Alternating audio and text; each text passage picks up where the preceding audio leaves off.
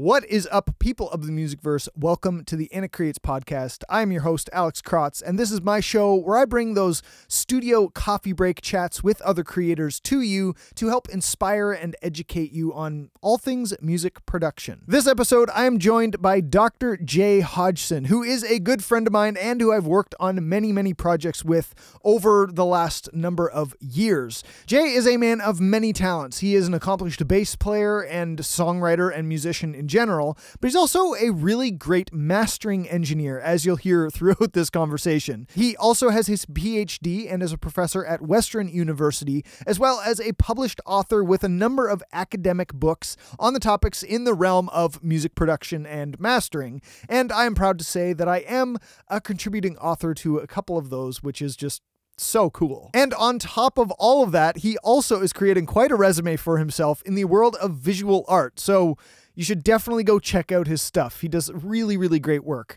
No matter what he puts his mind to, he just knocks it out of the park. In this conversation, Jay brings a very unique view to the art and craft of mastering, its place in the world of music production, and his philosophy around music creation in general. And his passion for all things music really shines through, whether you're talking to him in a conversation like this or working with him in any capacity. It's frankly not surprising that he has a PhD when you listen to how he discusses these things. He's definitely done his research and he gets really into it. It's absolutely amazing. There is a lot of great stuff in here. It is a wild ride, but he comes up with so many different ways to look at things in the world of creation in general, and especially in the world of mastering, which is often thought of as a bit of a voodoo world. So he brings a bit of clarity to that and a different way of viewing it. He's clearly a guy who knows his stuff, but he also likes to bend the rules and doesn't like to put things into a checklist of sorts. He's all about experimentation and just having fun with what you're doing. His number one rule above all else, it seems, is, does it sound good? There is a lot in this conversation, so without further ado, let's dive in.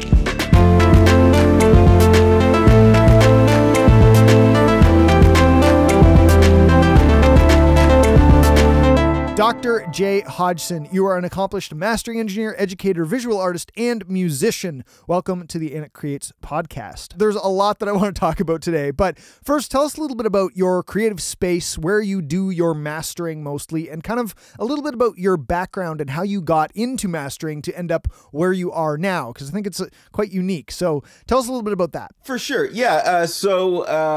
I have a different sort of background. One of the things that I really wanted to be careful about when I was getting into all of this was I didn't want to have to remortgage my house to pay for the gear that would attract the clients who I'd have to inevitably exploit.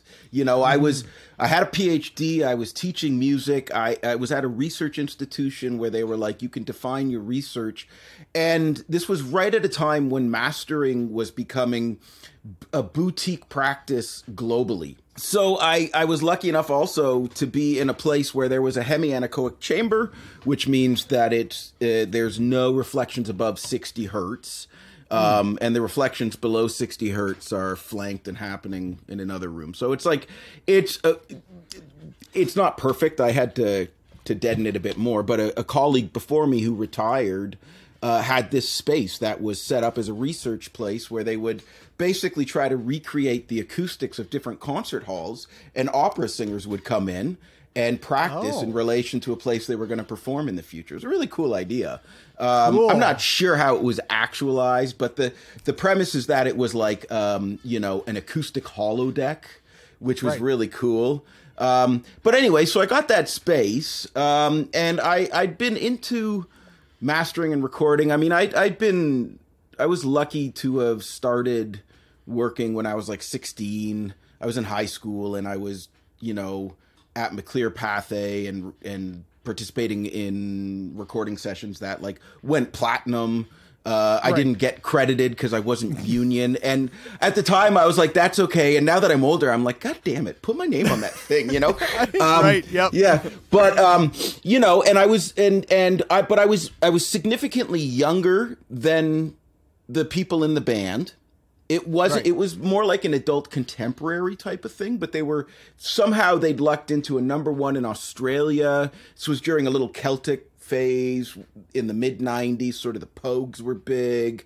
Braveheart was big, and so I didn't feel like I fit with them.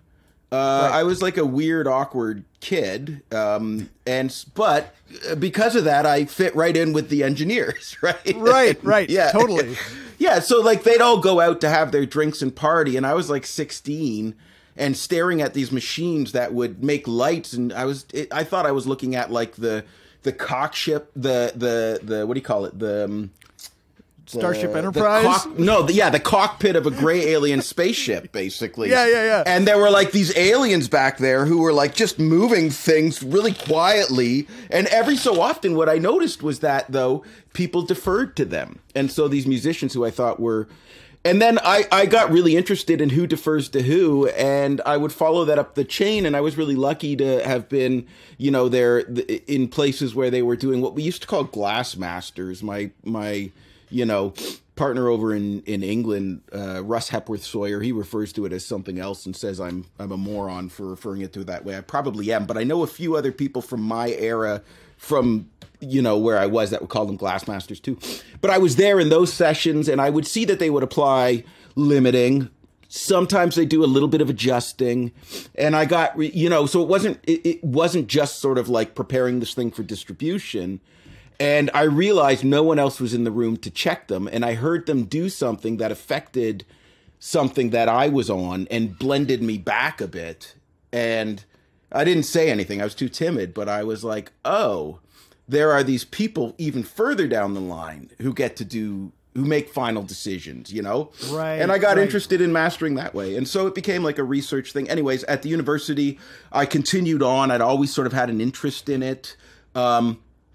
But I was also, because I'd been in, like, nothing really impresses me much. I'm at an age, and like I've played with people who had a police escort to play the Super Bowl halftime show. Like, these were my friends. I was lucky enough in college. Somehow I would play with them in bands. So I tend not.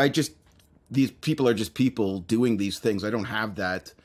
And so I actually got really interested in, initially, just why do mastering engineers always act as though their craft is some weird mathematical process? I've yet to see anything that was like, quantum mathematics with a bit of like magic dust, Right. And I started to like hang out with mastering engineers, and I noticed when the client left, there was none of that happening. There was that was when like the artistry would happen, and so I just fell into it. I started getting like fascinated by it. Went to see my dean and said, you hired me to teach songwriting and record production, or I should say the dean before you hired me to teach songwriting and record production. I had to write a book because the dean before me told me that the term production was a typographical error on my letter of appointment and that it should have read publishing. And so that was like a way of saying, you're not welcome here. But I just was like, I'll write a book. Fine. And so I wrote a book. But then I went and met with the dean and said, listen, this should be my research load because this is what I teach. Right. And it changes all the time and fast. And like my students want me to have some awareness of what's going on in the industry. So I'm not teaching them how to transfer to a glass master to make CDs in 2022, Right. Yeah. And so I just started contacting all my old friends and saying, I get research credit for this. So it may seem weird. And I had a background, right? Like you weren't just going to send me something and I was going to like dub it down to 4-track cassette tape and send it back and say, that's done, Right. I had some sense of what I was doing, but I said, I just, I want to really, really like, develop an expertise in this area. And I don't believe I'm going to do that by emulating what other people do. I want to just work on it. And preferably I would like to work with labels and go like in-house with labels. So I would like to define some electronic labels sounds that way if I can. And people, I was lucky enough to just sort of like get on those. And by the end of it, I was clearing like thousands of tracks a year that were actually like going out on labels, on vinyl. Some of them would get like a Juno nom. Some of them, I did the German country album of the year somehow one year, okay. you know.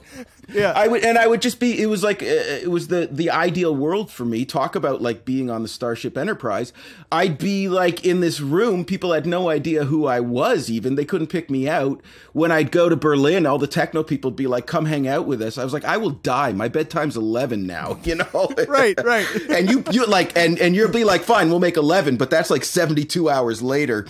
No, like just send me I love this. Just send me the stuff. You're lucky you have like this geek who's going to sit in a room, do a bit of yoga, maybe have a beer or two, and spend the rest of the time mastering, trying stuff out, you know?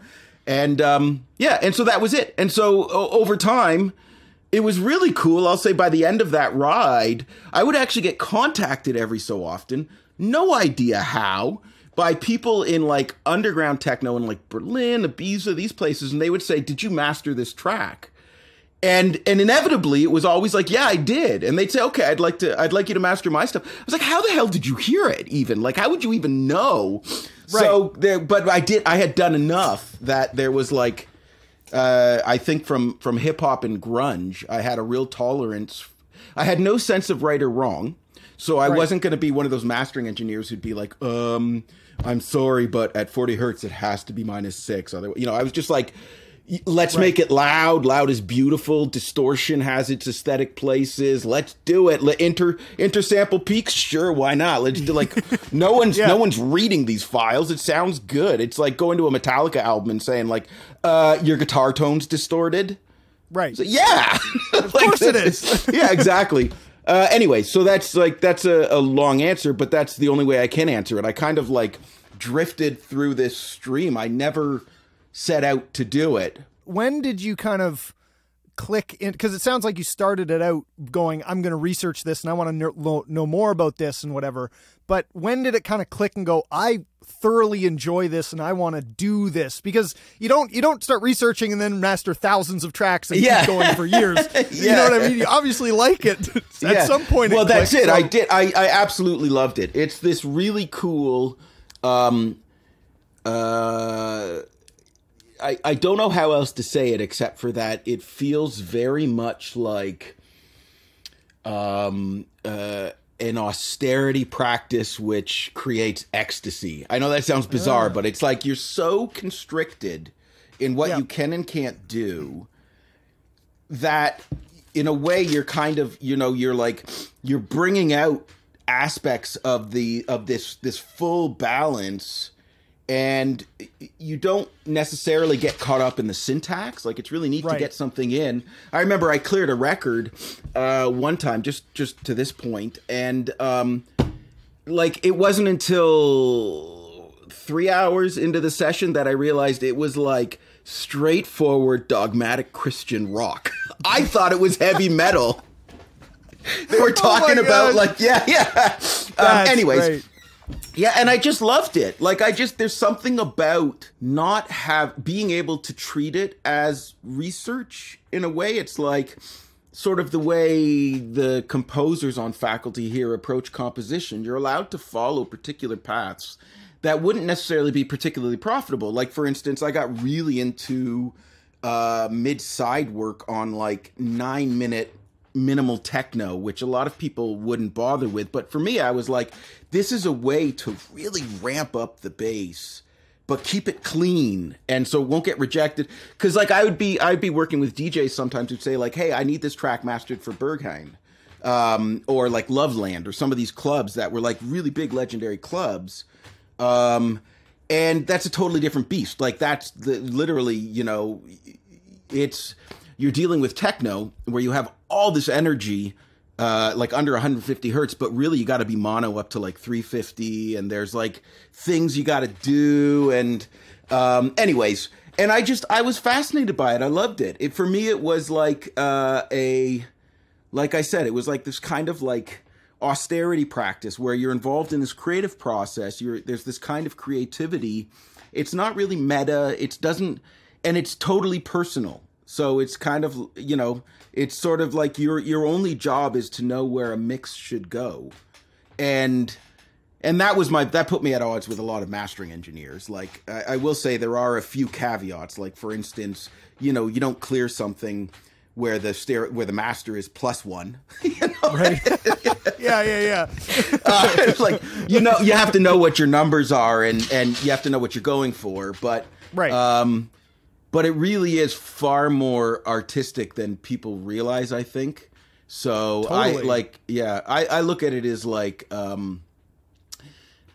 do a lot of visual art, and if there's a piece that's going for showing or something, often you'll put a varnish on it.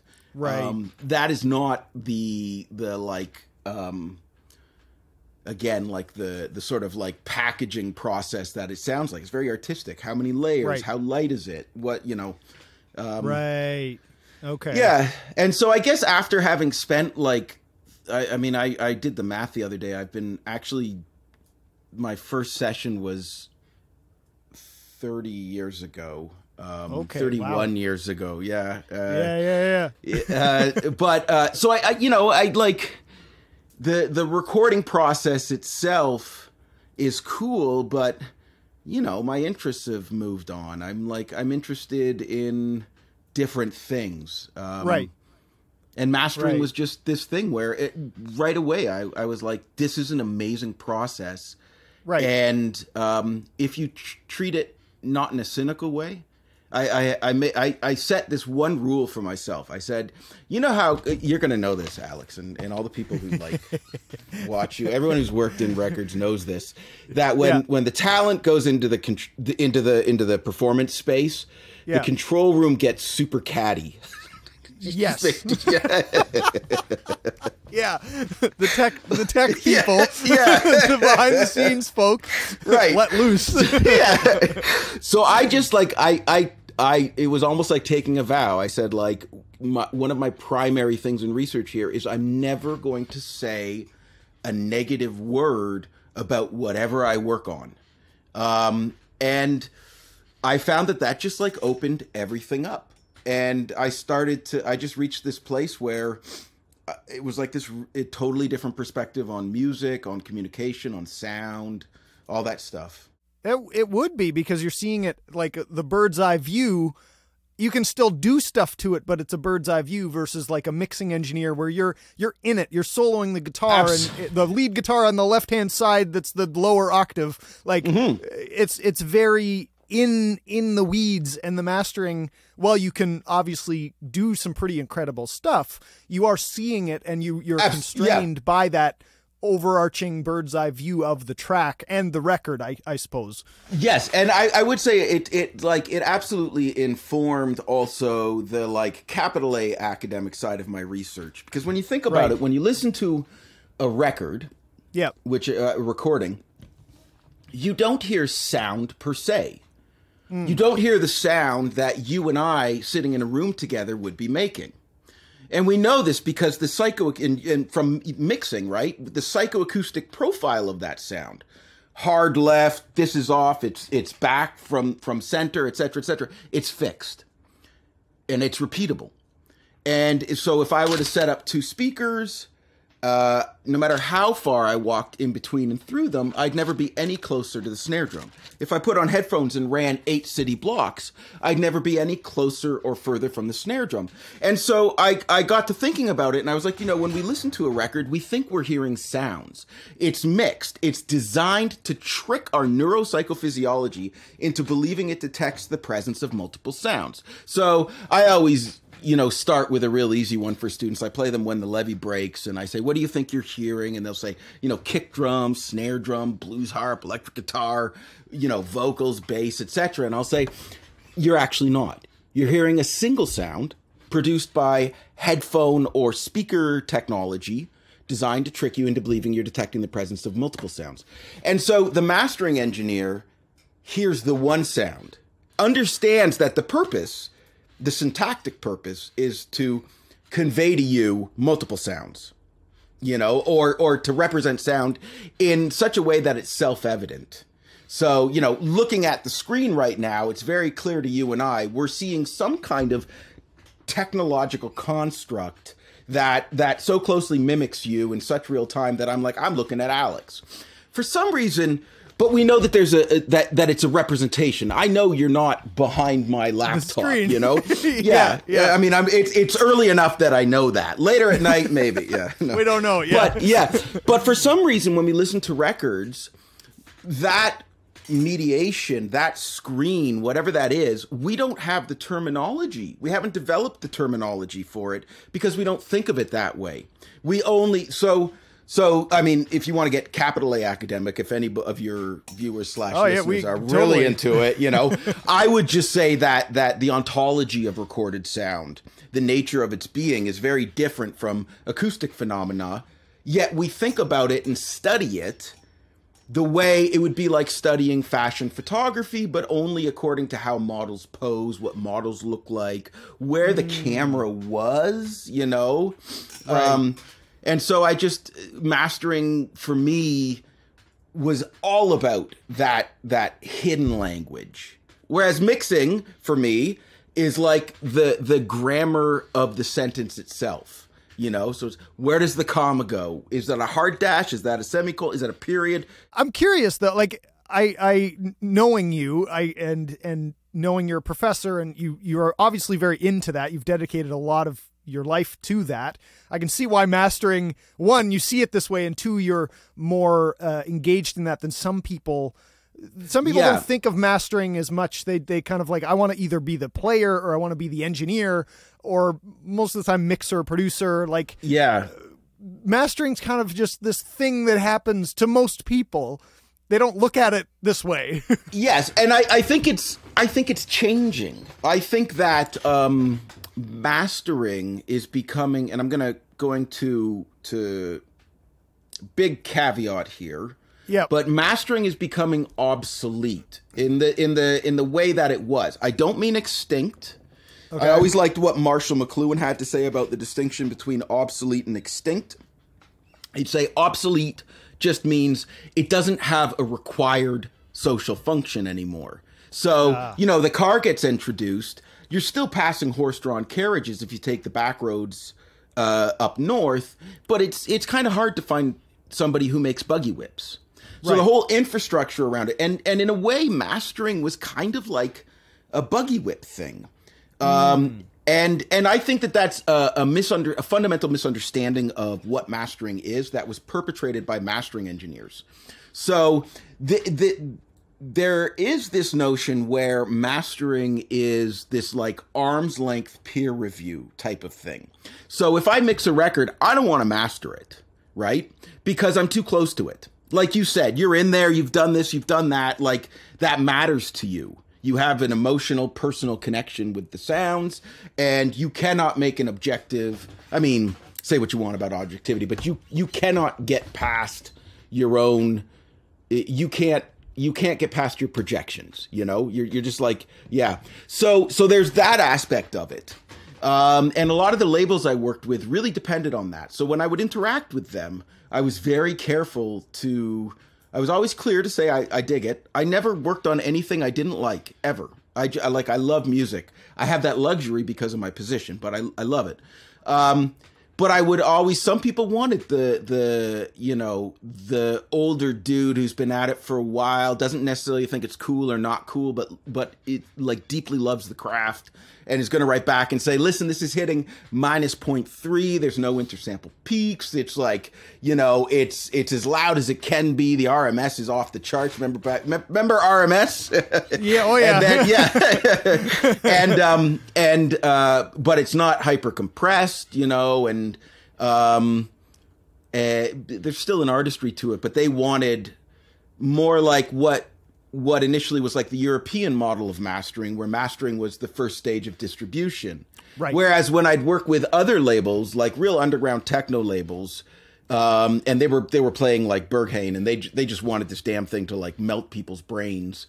It was much more like the cowboy North American approach to mastering, where it's the last stage of mixing. And so you get back and say like, oh man, this thing's got such a fat booty now. Oh, you know, and neither of them are false. Like, you're not faking it. It's just the mastering engineer, like you said, some people want them over there in an evaluative sense, and some people want them over there as like, one of them, it's like a dad, one of them's like a brother, is the best way I can put it.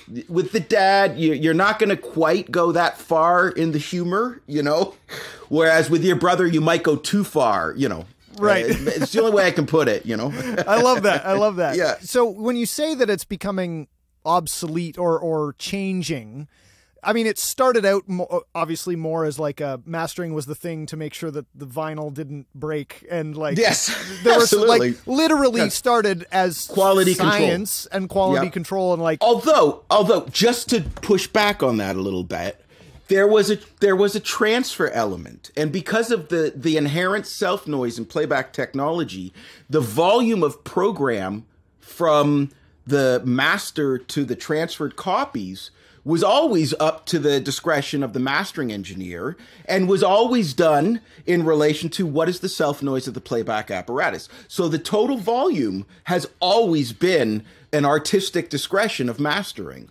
So has that changed now because with of loudness standards and like Spotify's like we need this, and Netflix we need this, and first of all they all have different numbers. So I know you find your number, and really I thought the whole process was redundant.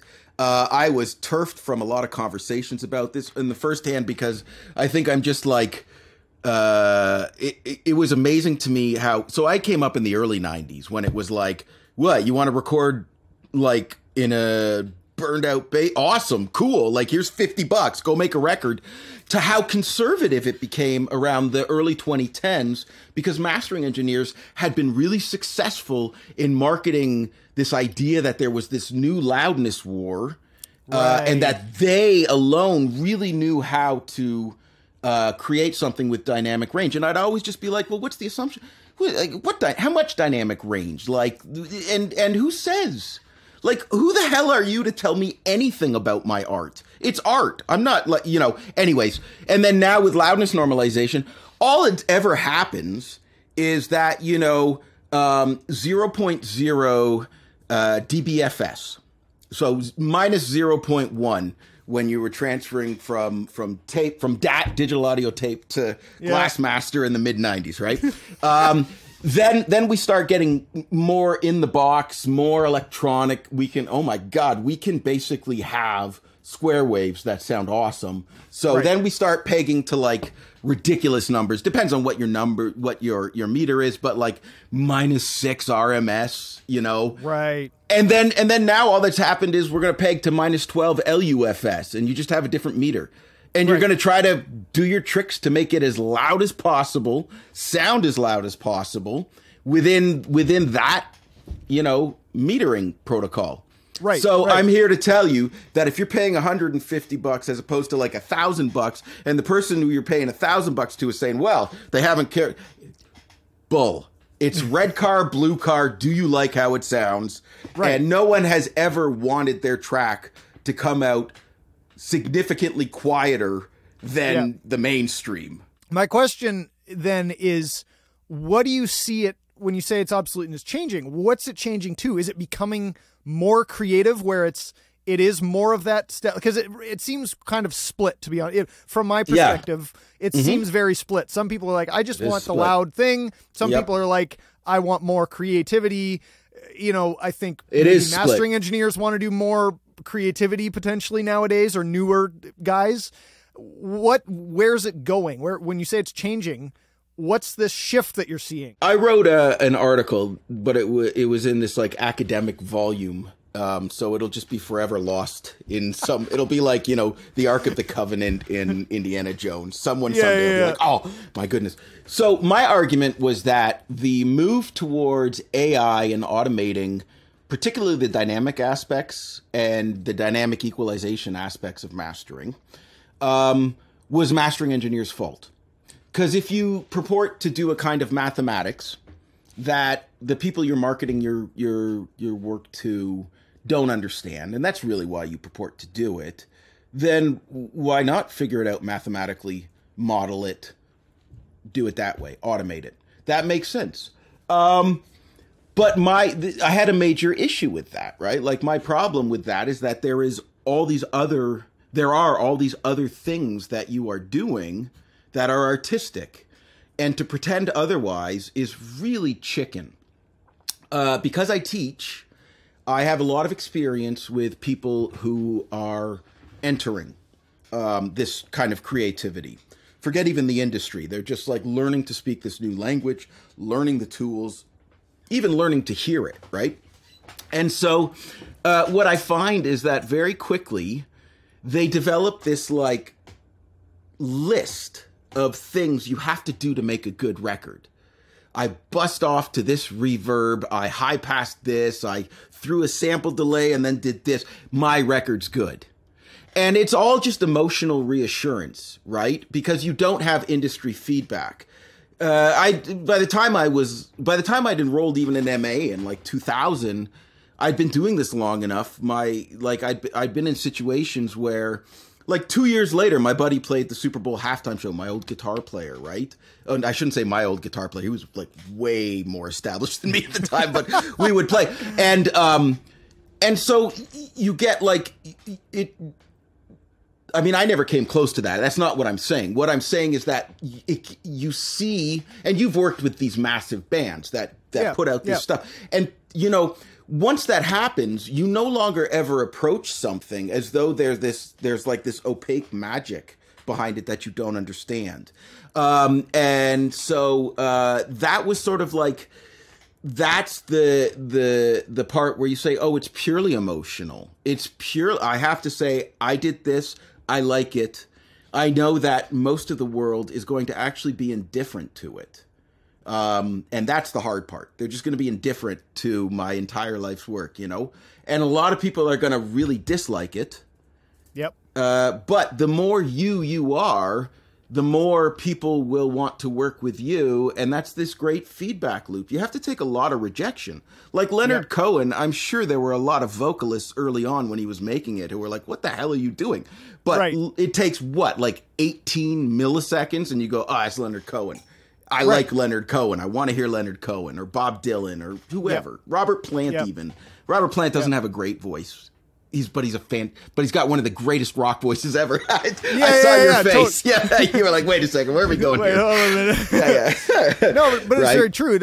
Some people really like certain things, and some people really don't like the same thing. Like the amount of old records that people are like, that's the best thing ever. And I'm like, yeah, but I don't like it because it doesn't sound what I want. I can appreciate it. Sure. I can appreciate what they did because of the position that I'm in and what I do. Absolutely. But that doesn't mean I have to put it on my phone and listen to it. No, it's like taking Jackson Pollock to task because he doesn't paint in this hyper realistic way.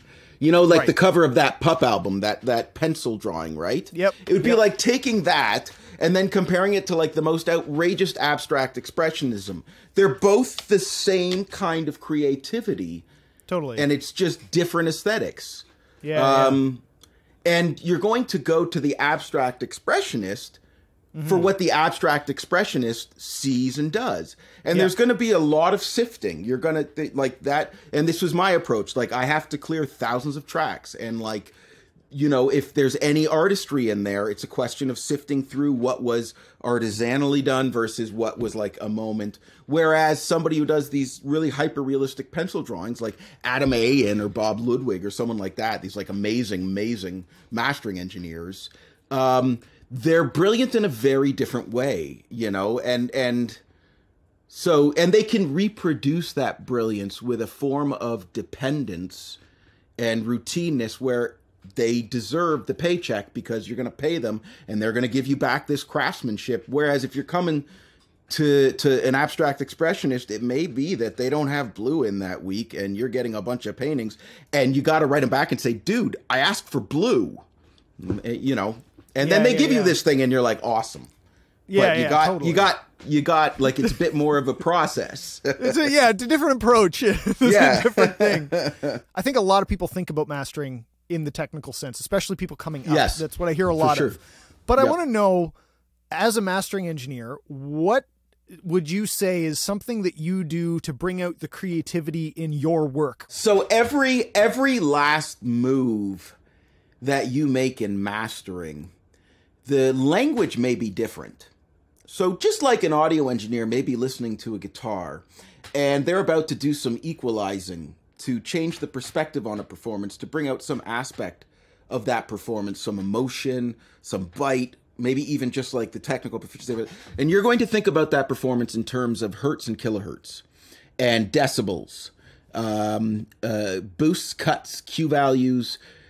Mastering's no different. It just has a different language. So I wanted to say that initially because I think a lot of the artistry of mastering comes in with imaging and balance, but in a very different sense than people, I think, might understand that term. Because with mastering, it really is, I mean, you know this from mixing. Mixing just triggers my OCD. Like, I have obsessive compulsive disorder, and it's just so goddamn, like, it's too much just because you do this and then that house of cards falls down and then you're like, damn it, and you build that up and you're like, but wait, now that doesn't work, you know. And mastering's very similar, but whereas mixing for me is like a house of cards, there's a lot of components that need to be balanced. Mastering is a bit more like Jenga.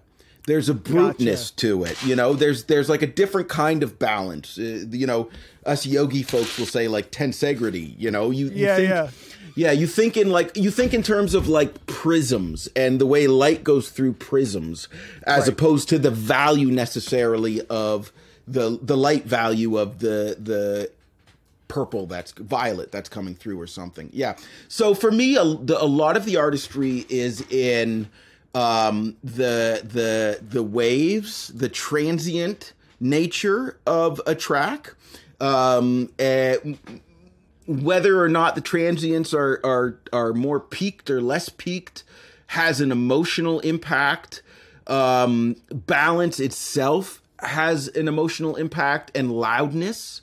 Like, it's just all these things, just like engineers, in order to have that language, because you're talking about an audio perspective on something, but you understand it has, like, you know, you talk about hyping a sound source or something, like, let's crush that. We all know what we mean when we say, let's crush that. Totally. Or like, or that's ice picky or something, you know, everybody knows it's this shared language. It's this shared artistic language. Mastering is very similar, only mastering engineers, we're even weirder. We just sit in this like soundproof room listening to like banging death metal. Right. But then the stapler guy in Office Space, you like write to the label head and you're like, I would like to submit this for your consideration. And they write back and say, can we do this? And you're like, but I was told I would have a stapler, you know. But that's what it is. Right. And so I mean, think about, a painting you've seen that was just massive in scale, and ask yourself, what would that feel like if it was condensed down to a tiny size? And those are the aspects and the considerations that the mastering engineer is responsible for, just by nature of the production process. Now, that said, maybe the mastering engineer isn't involved. Maybe the mix person has done a mix and they've just uploaded it to, like, you know, some automated AI mastering algorithm that comes back and they like it. That was mastering for them too, because the sound is altered. It's different. It's more exciting. I would say I developed a lot of like personal moves. I play with phase in a way that most of my fellow like capital E engineers would consider awful. I will send program into mic pre's. You know, that's a big one. You have to be really careful about clicks and pops. But, of course, and you're coming out at like -20, but like I'll do that to get, if I want like a really, really hyped sound, or I really, you know, it's the same difference. Why would you go to an API versus a Neve, you know, versus SSL? What are the differences? Why would you play a Tele versus a Les Paul? It's not like a guitar player only has one type of Les Paul ever, and I don't want anything else in my house, you know? Yeah. And so, but I mean, with mastering, because of the way I work, I was able to develop these like really strange things. Like for those club mixes, someone would say, I want like this, like just unbelievably wide mid-range. And I would bandpass a part of it, send it off, bus it, throw a bandpass at like, 1K to 3K, put on a sample delay so the damn thing was like ahead of everything else, and then, but bring it back in such a way that it's only really interacting with the hits of the hi-hats. And you get these really neat, different ways, different arrangements, different cinematographies. Yeah. So, and ultimately, cinematography is like what you see when you watch a movie, nothing else. Everything ultimately is under that, but the cinematography is not the creative act. So that's what I would say is the creativity. It's this like creativity that's dependent on creativity. And the other thing I'll also say, a lot of academics try to sidestep what you and I do and would look at our conversation even right now as like this elitist exclusionary conversation. It's always really bugged me because, first of all, these are people who have like, all you got to do is crack the spine of a textbook and go, oh, that's what a hertz is. That's why they're saying it. It's like, and how hard is it? I mean, I don't know what tessitura is or bel canto or any of that stuff, Yeah. And like, or what's the difference between forte and forte and fortissimo and all that stuff? Like we all have our languages, yeah. But they will, as a strategy, adopt what's known as this post-structural critique, where talking about records, the reception is sovereign, and so how I interpret what I'm hearing matters. Well, for me as a mastering engineer, there's a lot of these like moments of reception along the way chain of the production process where it circles back. My audience isn't the listening audience. My audience is either the artist, the mix engineer, or the label head. That's right. A very informed specialist listener.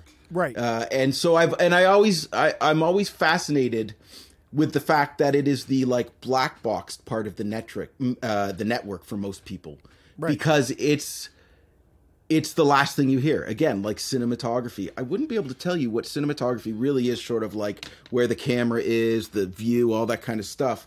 Right. I wouldn't know anything about it, but right. I can tell you all about Quentin Tarantino. I love how you brought up that your audience, so to speak, is not necessarily, I mean, it is, but it's not. How do you deal with clients when they come back to you and go, we want this different, or we want this changed? Do you accept it? Do you go, well, actually, I think in my professional opinion, or how do you deal with that kind of notes, mark back. Mark back. Yeah, exactly. Yeah. Well, first of all, this is a skill I consciously developed, and it took me a long time. When I first started really working, when I got notes back, I would panic. But I wouldn't experience it as panic, because the one thing that would be intolerable to me would be to actually acknowledge that there is no set mastering process, just like there is no set mix process. There's a few endpoints, but how you get there. I mean, I did a book of interviews with like some of the world's leading mastering engineers, and what I learned from it is that everybody works differently. And you just, as long as you're pegging it to the right place, it's good. And that's my view of everything. Every recording technique, for some reason, we teach it according to the psychoacoustic principles it operationalizes, but it was an accident that got repeated over and over and over again. And then the next generation learned how to do it. And then the next generation learned it as the skill, So, so there's this fear initially, I don't know what I'm doing. I don't have enough experience. There's a little bit of like fake it till you make it in any freelance world. But you have to deliver. So I made a point of really digging into the fact that I wanted to learn, and as far as I was concerned, nobody in the research world, in the university, capital U, back then it was much more, even 15, 16 years ago, it was much more like, oh, you're at a university, you're at a college. That was my first hurdle I had to get over.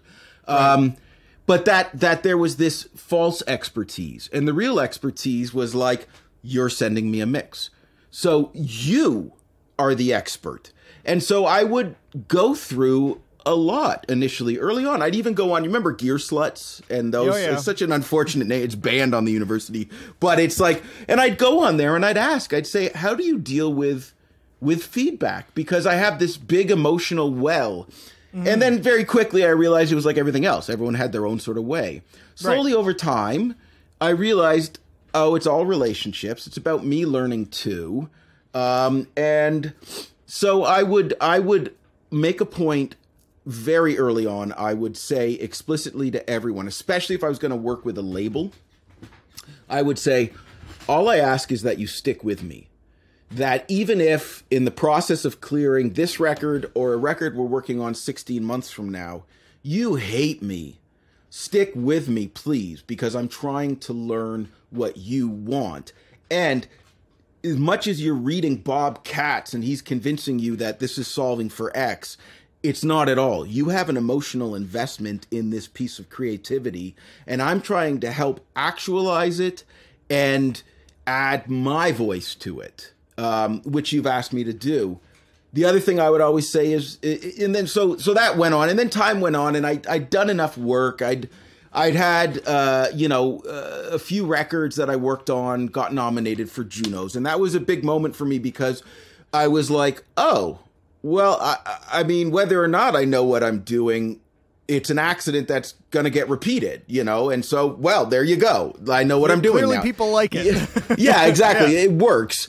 And so after that point, it became much less about, oh no, I don't know what I'm doing. Will they fire me? Will I never be able to work again? And it became much more about like relationships, developing relationships, working with people, getting, like if you sent me something, I would know immediately.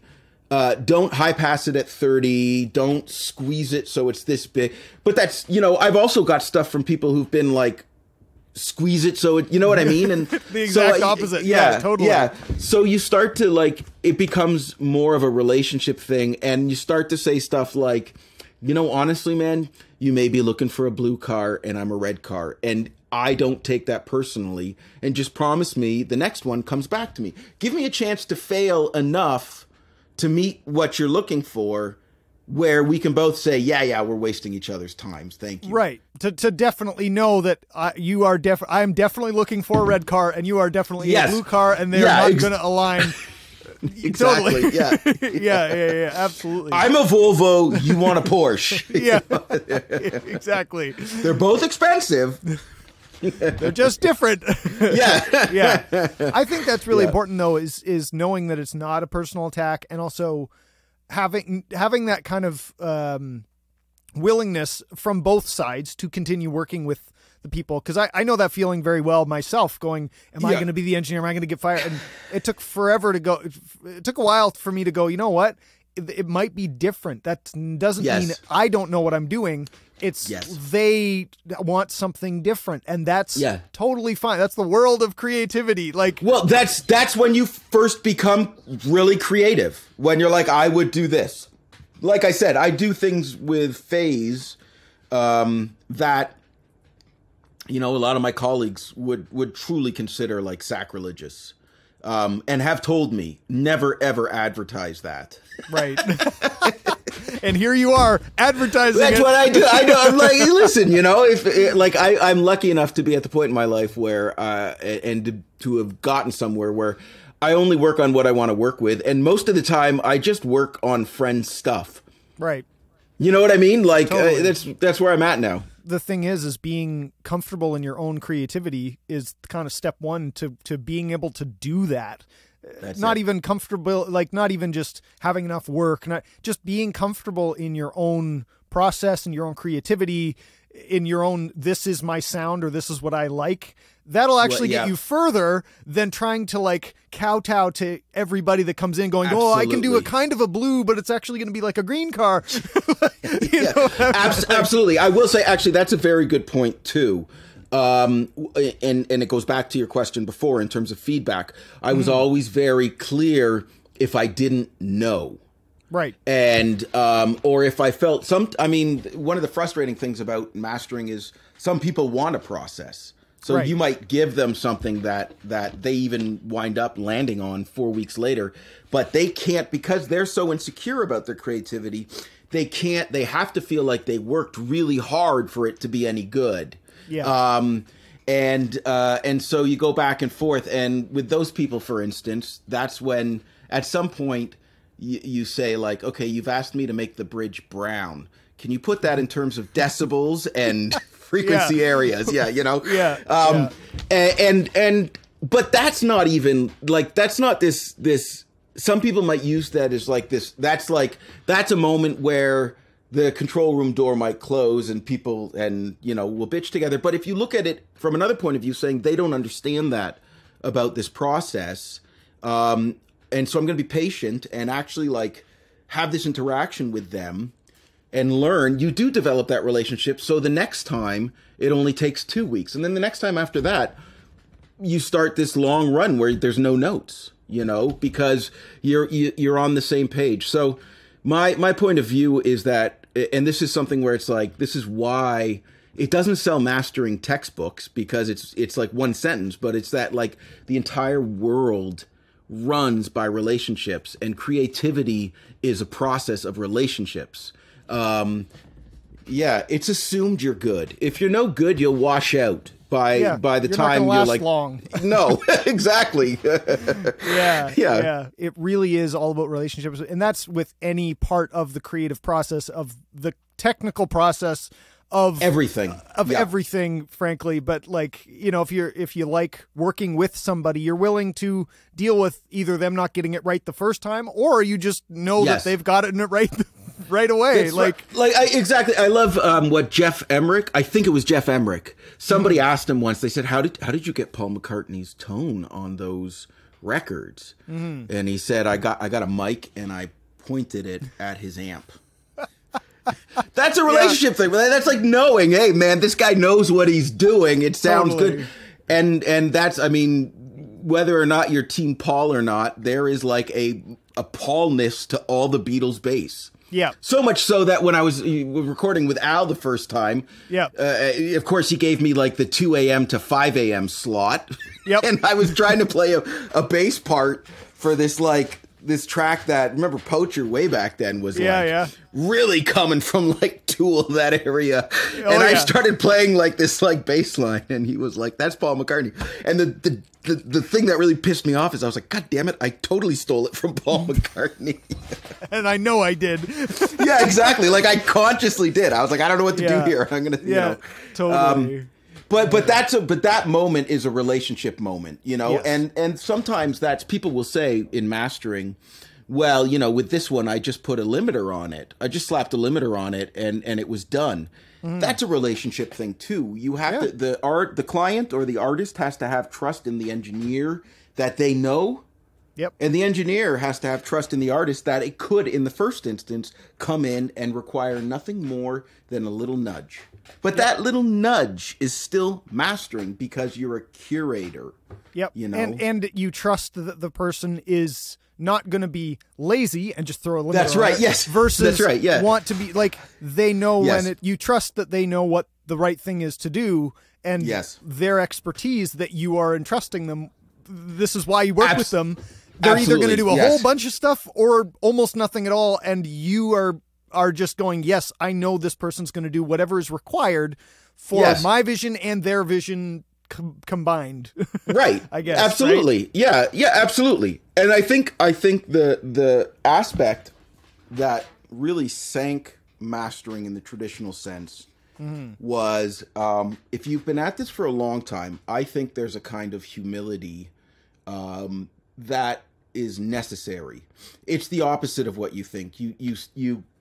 You descend lower and lower from the ivory tower and more into the world as you work. You know, you don't have standards. You don't have, you know what I mean? Like your only standard is like an integrity where you're like, I did what I wanted to do. I just think that there's a lot of people who got into mastering because they mistook desiring to master. They misplaced, they saw that, and it was like a way to like sublimate gear lust. These were just collectors of technology. Some of the best mastering engineers I know have ridiculous setups, like a laptop going headphone out into, you know what I mean? Like just, but you listen to it and again, it's like that Jenga tower. They have good gear in there. They have somewhere in the line is like, you know, an Alicia Alpha Comp that like is worth more than my car. Right. Maybe it's bypassed, you know, like, but it's like totally and I see that as a kind of humility where absolutely. You take yourself out of the equation and you actually admit and say there was nothing for me to do short of the very final step. I love that you're when you bring it back to those people that sometimes they're literally on a laptop with whatever, like, you know, we've heard this story of who was it, Andrew Sheps, who suddenly he switched to mixing on a laptop and didn't tell anybody. And we all know he's got like massive amounts of gear and all. Of course, he didn't tell anybody, and then he asked his mastering guy like a number of records later and said, "So you notice anything about my mixes?" And he was like, "No, why?" He's like, "Okay, cool." Like, exactly. Didn't tell anybody, but it's the skill that he has and the trust that his clients have in him and everybody all around, the relationships that he's built, and he's very, very talented. Now, I will say that that's the alleged story. I don't know the facts. So but let me tell you a story. And I'm going to anonymize this, but this is a record that did well. So initially when I started, I was almost purely analog. The other than my ADDA, other than that, I was pretty much analog. Mm-hmm. Now, when you're working in underground techno, if you have any revisions, like those tracks are like 9 minutes, 12 minutes sometimes. Any revisions, anything that happens, like it's a long day to clear a 4-track EP. At some point, I was lucky. I got like so busy, I couldn't keep up. I never advertised. I never even did a website. Like I prided myself on the fact that it was word of mouth and I'd just get emails. Every morning I'd wake up and I'd be like, what are we doing today? You know? And at some point in a conversation with Russ Hepworth Sawyers at Motto Sound over in England, who I worked with a lot, and who I love dearly, but he's such a British dude in that he's like, he has a method. He makes fun of all my shit, you know, but I will say I clear the techno. I clear the loud, angry stuff, you know. Right. But there's a point here, I promise. but at some point, he's in the box. Right. And he's on like Sequoia, and he's got like good in the box. You know, he's not just sort of like running Audacity and like doing stuff.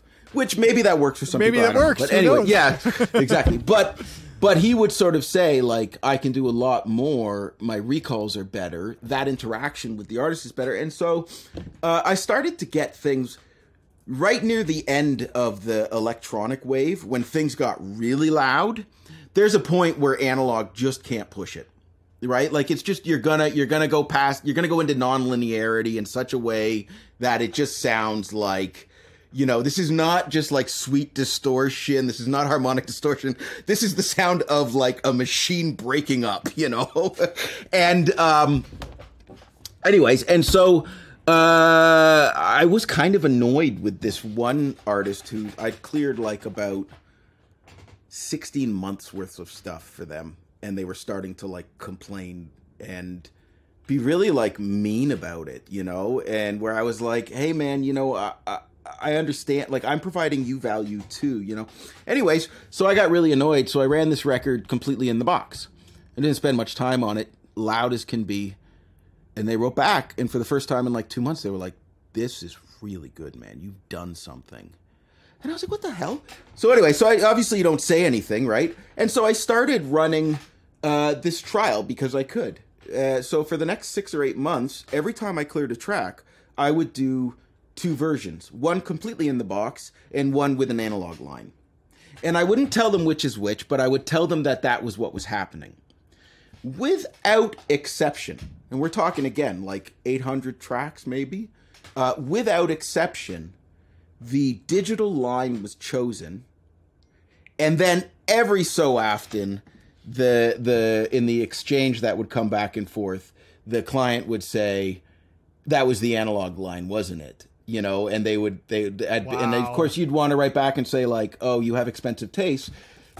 So that's changed now, but there was, you would know this. This is like your generation too, where it's like the analog, there was this cachet to analog. Now I'm back analog just because I like it. It's a bit like a Japanese tea ceremony for me. I like the process of it, you know, but I was fascinated by that. That's you know, it was, it was anyways. And so that's how I went in the box. I've seen it a number of times. An engineer that I used to work with a ton who taught me so much. He was a massive analog guy, came up through the years, and over the years of even me working with him, he was going more and more and more in the box.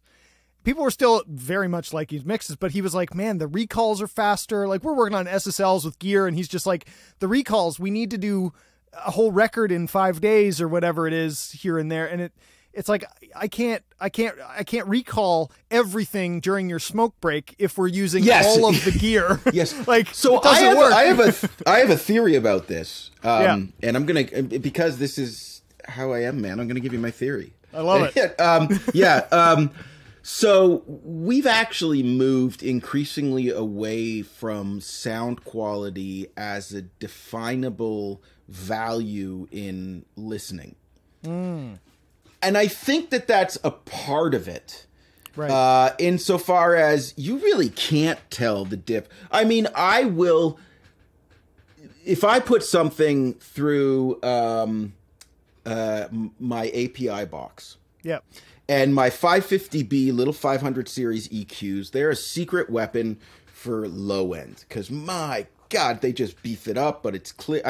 All you gotta do is put them in. You know, the topology work. Yeah. Anyways, you can't get that with digital. I cannot replicate that sound. Right. I don't know whether it's better or worse, but it's different. Right. It's dirtier. It's less clear. You know. Anyways, there's a little bit of saturation if you do it right. But we now listen back in such a way that you're not going to hear that anyways. The final little caveat, the ray of hope, I think, that I'll add to that is I don't think streaming is forever. Okay. We tend to talk about Spotify, for instance, as though it had this kind of finality. There's never been a format in popular music that has a finality. If Facebook managed to beat Spotify to mass adoption in streaming music, don't forget Spotify was a file sharing company.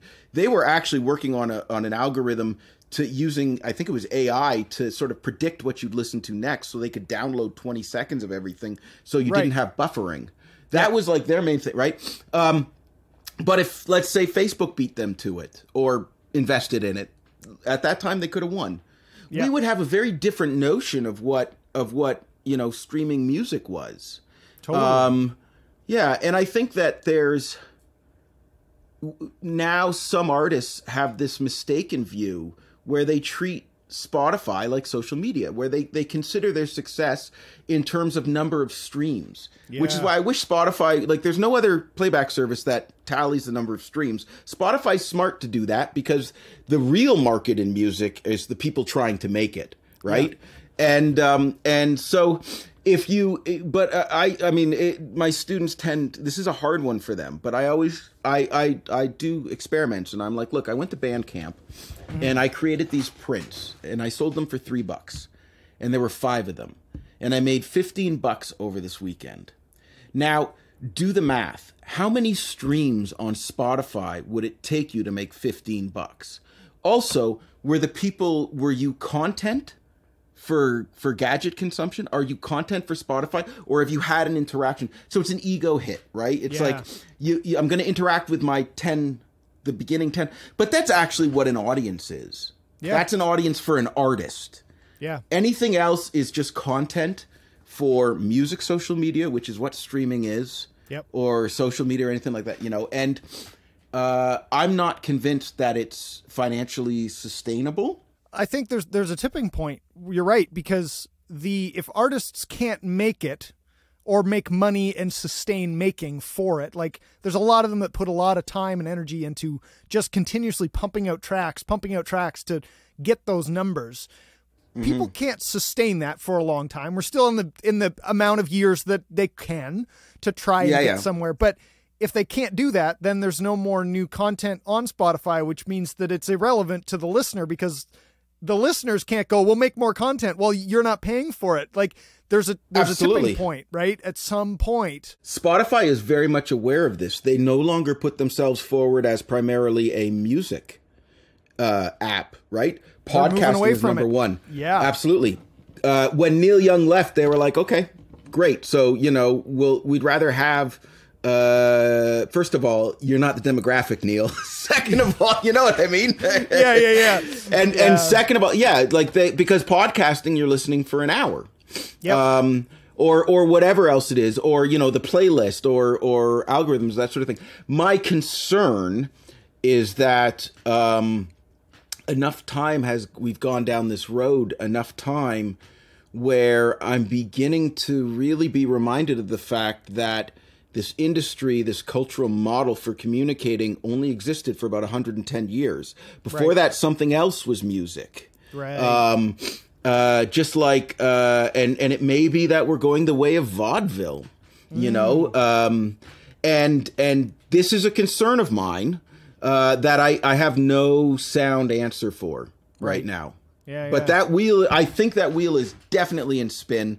Right. Every time I get to teach 18 to 22-year-olds primarily. There's differences. I don't mean to essentialize them, but I get a lot of 18 to 22 every year.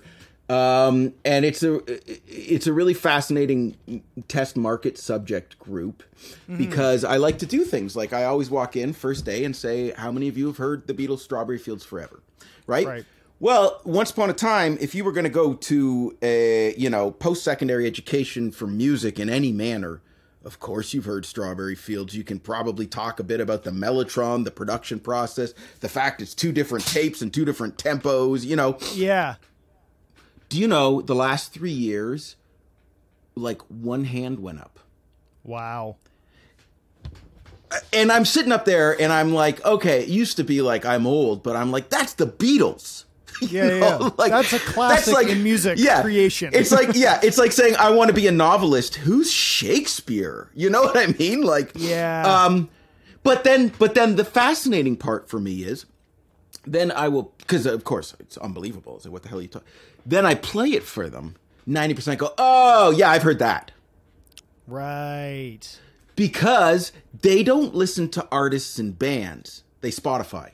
And so that's further to your point before, where if I go onto Spotify and the algorithm says, you want to hear Pink Floyd's Shine On You Crazy Diamond. And I say, nah, actually, I'd rather hear something more up-tempo. So I'm going to put on like, Tribe Called Quest or something. Right. I didn't have an interaction with Pink Floyd. I was just Spotifying because the whole world exists on Spotify, and it becomes much less about me, interacting, this artistic communication, and much more about just sort of consumer electronics, appliances, that sort of thing. Yeah. And again, I try not to judge it because that's the surest way to miss the boat because something's always happening. But I will say I'm concerned about it insofar as there's this lineage, this craft, this long-standing way of being in the world that I love and dedicated everything to, and it may be that adapt or die, and that we're in this adaptation moment, and that's okay, but it's sad in its way. Things shift; they always do, and it's scary in a sense that we don't know what's next. Like we're in that weird middle zone of we're not sure. But even when things went from vinyl to CD and then from CD to downloads and then downloads to streaming, every time we managed to adapt, someone might not be happy with. But that is, in my opinion, that is the voice of there's still some youthful optimism in you. There's a finality to things too. And we often, in an effort to be mature, intelligent, and open, we often neglect the fact of birth and death. So yes, we can say movies and live theater are the same because they're both about drama and they're both about narrative, but they're different. And there's a finality to the death of theater in that, you know, and then someone would say, well, every time I watch politics, I'm watching theater. You are instituting universals in place of specifics. And in so doing, you're neglecting the fact that you speak a particular language, you have a particular literacy, you were raised to worship particular gods. You know, there is a finality, and people really intensely don't like to hear it. And I hope I'm wrong. I really do, because I love it so much. But I wonder, I'm actually at a point where I don't just sort of like, you know, this isn't Johnny Walker wisdom at 2 a.m. What if, man? I'm truly wondering if we're not becoming something else entirely. Because what I did in the mid-90s has nothing to do with what's happening now. Nothing whatsoever. There is no band that's going to break through in a way that, let's say, like Pearl Jam or Soundgarden or Nirvana, Alice in Chains. This is my childhood, but these were bands, Stone Temple Pilots, that broke through. They were made, they were paid, but they were bands that broke through. And I just don't think we have that kind of coherence. We're too diffuse. There's so much out there. Things are so different than they were back then when there were 10 bands. Now there's 1,000 of them. It's harder to break through. People's attention spans are smaller. So you're right. And there's things like Spotify where you interact with Spotify and it gives you more stuff. And you're like, I don't know what that is, but sure, I'll just listen to it. Yeah. It's a different consuming ritual than it used to be. It's a whole different landscape in that way. Yes, and if you look at it then in terms of if that consumption ritual is a term for basically a component in a communication chain, the communication's changed. And like you and I, the one thing, like, we know this, but we don't know it. Like I've spent years talking about this and I still can't get it through my head. We represent sound using sound, but we would still say we're dealing with sound. You know what I mean? Like, it's just like, yeah, it's like, and in many ways, our whole life is dedicated to the performance practice of Daffy Duck. We're like doing these animations, and even we look at it and we see it as real. You know, it's like, it's this really interesting communication paradigm. Things have changed. That's for, and I think that's my, you know, as you put it, youthful optimism. It'll continue to change. And I, you know, for better or for worse, before it goes potentially for better or for worse again. We don't know, but nothing, we do know that nothing's eternal. So whatever it is we're talking about began at a point in time and will end. And it began with the Berliner Gramophone, and we could very well be at the Exactly. We don't know. Exactly. But I don't hear people saying that. I'm not saying that there won't be music in video games, there won't be music in film, that people won't go see live music, people won't buy records. Again, there's a difference between obsolete and extinct. Yep. But when was the last time you saw a vaudeville show? When was the last time you bought sheet music? And Alexander's Ragtime Band was a million-selling record in 1911. Sheet music, I bought sheet music a couple days ago, so that one's okay, whatever. We don't count. Oh, man, yeah. I guarantee you did not buy Alexander's Ragtime Band, though. I did not. No, that was not If you did, that's it. My mind's blown, yeah. No, not yet, but now I'm going to go do that just to be able to text you a photo of it. To say I did it, Oh, man. Well, listen, I appreciate your time very much. You've been very that was fun, man. Yeah, I never get to geek out about this stuff. I love it. one question that I want to end off with, in general, because I mean, you have a lot of interests and you obviously are very passionate about this. What is it about this whole music and musicality and making music and anything surrounding creativity, frankly? What is it about that brings you the most joy and fulfillment? For me, it's a lineage. It's a lineage like you might say of like the Sanbo Kyodan school of Linchi Yishuan Zen Buddhism. You know, it's like there is this strain of human beings who, from a young age, were like. It's not true of everyone, but most of us, I think, are like nothing really seems worthwhile. A lot of us will put this in a way where nothing makes sense and I don't fit, but that's really just a way of justifying it.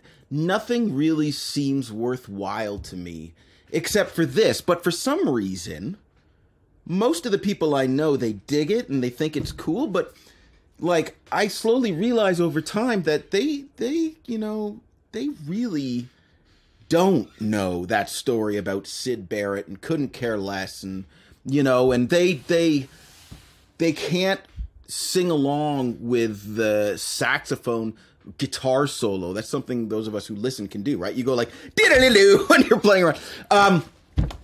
And normally that also translates. You have your brain typically works in a dissociative way if you're into music.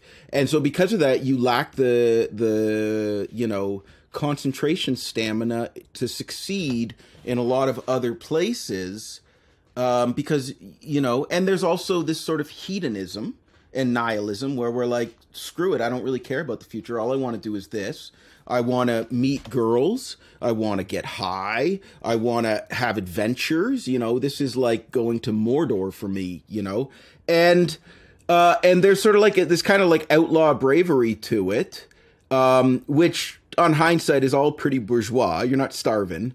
Although you do, I starved, you know, but you do it because you love this thing that's beyond you. And so really in a secular world, that is your, you know, worship of life energy. And it's passed on in a particular way. And it's probably not experienced that way. Right. By a lot of people. There are a lot of people who probably are like, it's my job, I want to do this. But they probably also had a moment in life where that felt like mature and adaptive. Right. Where they were like, I'm never going to say artist. I'm always just going to talk about my job. I'm going to be nuts and bolts. Right.